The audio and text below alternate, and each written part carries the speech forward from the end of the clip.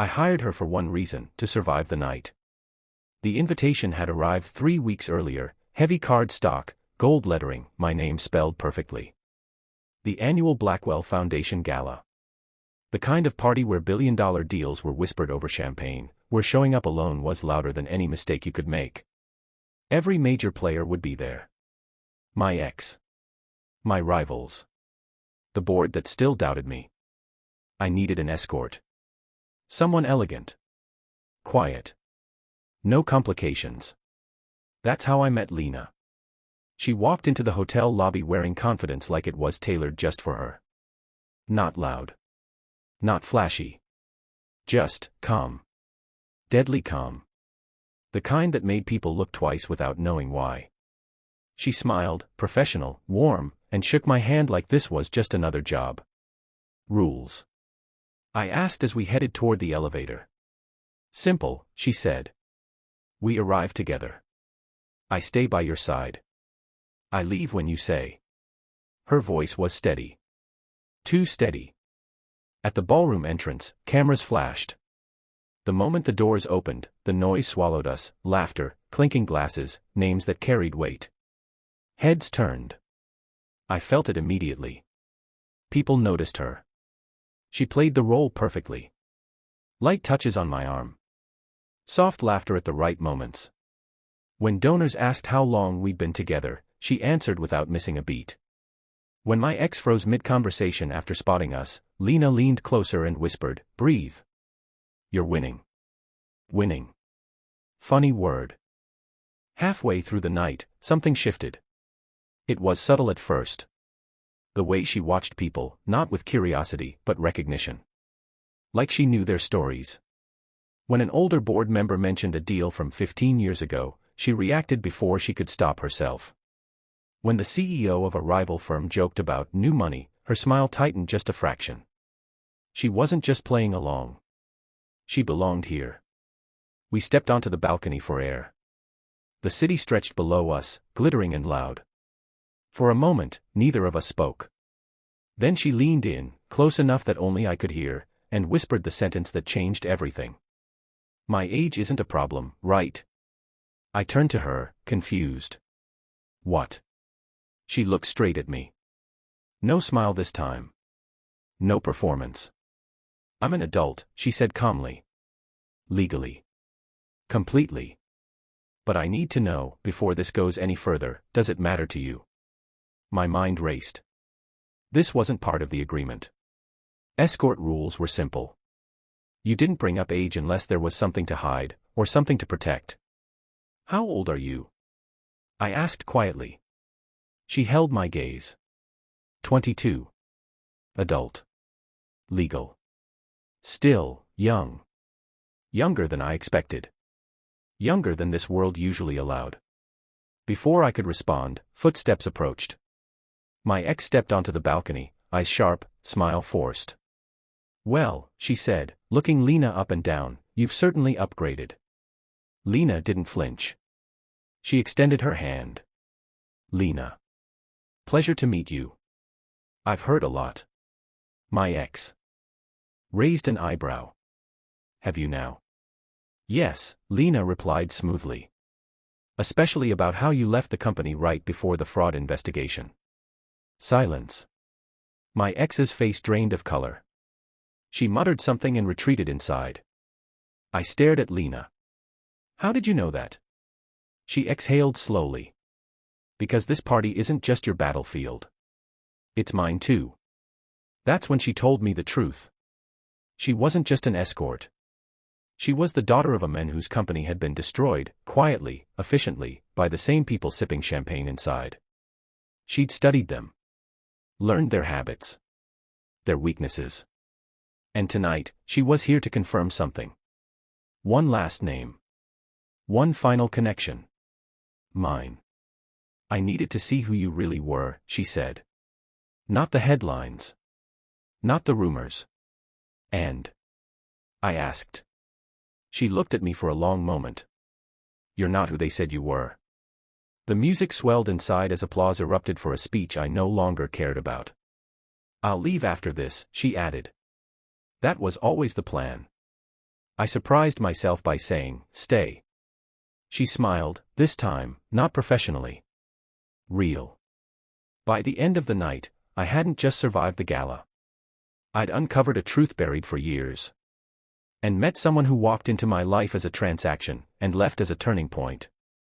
So tell me. Was she just my escort?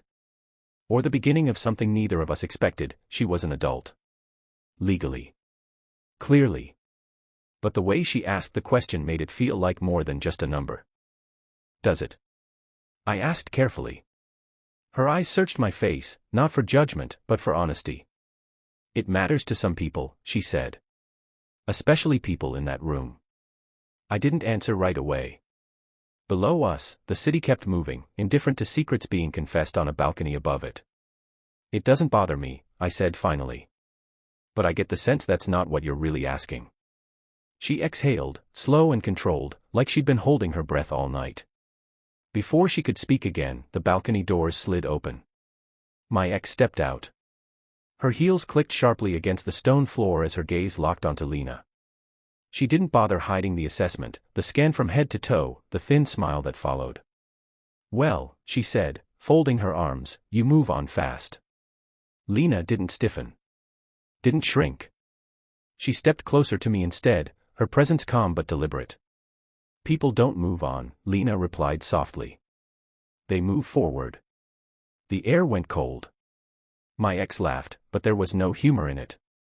"How old are you?" she asked bluntly. Lena met her eyes. Old enough to see patterns. Young enough not to ignore them. That's when my ex made her mistake. She smirked. "Careful," she said, turning to me. "Girls like that don't belong in rooms like this." Lena tilted her head. "Actually," she said, "rooms like this were built on the backs of people like my father." Silence. My ex's smile vanished. I looked at Lena. "What do you mean?" She didn't answer me. Not yet. Instead, she addressed my ex. "You remember Whitmore Logistics," she said calmly. "Collapsed 8 years ago. Pension funds disappeared. Executives vanished." My ex's eyes flickered. "Just once. Enough." "You were on the board," Lena continued. "For 6 months. Long enough to sign papers you pretended you never saw." "That's enough," my ex snapped. "You have no idea what you're talking about." "Oh, I do," Lena said. "I watched my father lose everything. I watched my mother sell her wedding ring to pay legal fees. And I watched the people responsible walk into parties like this, laughing." The doors behind us opened again. Heads turned. People were listening now. My ex leaned closer to me, voice sharp. "Get her out of here. Now." I looked at Lena. "Is this why you're here?" She finally turned to me. Her voice softened. "I came to see who you were when no one was watching." And her lips trembled slightly. "You didn't stop her. You didn't defend her. You didn't run." My ex scoffed. "Don't flatter him. He's just another man who benefits from silence." Lena shook her head. "No." He walked away. The truth hit me all at once. 8 years ago, I had resigned from a deal at the last minute. Lost millions. Made enemies. Never fully understood what I'd avoided, until now. "I didn't know," I said quietly. "But I believe you." That changed everything. My ex stared at me like I'd betrayed her. "You're choosing her?" "I'm choosing the truth," I replied. Security appeared at the doors. Whispers exploded inside the ballroom. Lena stepped back, eyes shining, not with victory, but relief. "I got my answer," she said. "That's all I needed." She turned to leave. "Lena," I said. She paused. "For what it's worth," I added, "your age was never the problem." She smiled then, not like an escort. Not like a stranger. Like someone who had finally been seen. And as she disappeared into the crowd, I realized something terrifying and beautiful at the same time. That night didn't end a chapter. It started one. The night didn't end with applause. It ended with silence. The kind of silence that follows when people realize something important has shifted, and they don't yet know who will benefit from it. The gala wrapped up quickly after that. Smiles were forced. Conversations cut short. People avoided my eyes. Others watched me carefully, like I'd just stepped out of a role they thought I'd never leave. But Lena was gone. No goodbye. No number. No explanation beyond the truth she'd already given me. For days after, I couldn't stop thinking about her, not the way she looked, but the way she stood. Unafraid.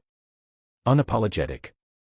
Willing to walk into a room full of powerful people knowing she might walk out with nothing. Or worse. I did what I hadn't done in years. I dug. I reopened files I'd once been advised to forget. Old contracts. Quiet settlements. Names that appeared just often enough to mean something, and disappeared just fast enough to avoid consequence. And there it was. Whitmore Logistics. Buried under shell companies and rebranded failures. Pension funds redirected. Blame reassigned. Careers ruined quietly, efficiently. Lena hadn't exaggerated. If anything, she'd understated it. 2 weeks later, the first resignation hit the news. Then another. An investigation reopened. The same people who'd laughed under chandeliers were suddenly unavailable for comment. And that's when she called. Unknown number. Still believe me? She asked. I smiled despite myself. I never stopped. We met somewhere simple. No suits. No spotlights. Just coffee and a corner table near the window. She looked different, lighter somehow. Not relieved. Just finished. I didn't plan for what happened, she said. I only needed the truth. Once I had it, I was done. With the revenge? I asked. She shook her head. With the weight.